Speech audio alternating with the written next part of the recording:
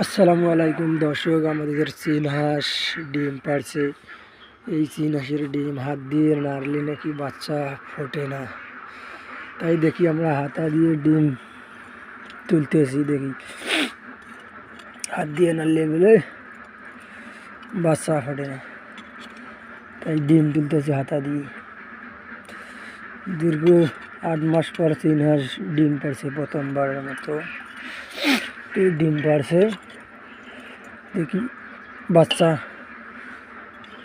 কতগুলো ফোড়ে আর ডিম 6টা হাঁসে কতগুলো পারতে পারে। দেখি দীর্ঘ 8 মাস পর ডিম পারতেছে হাঁস।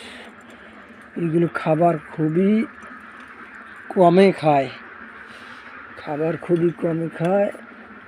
ঘাস লতা পাতাও খায়।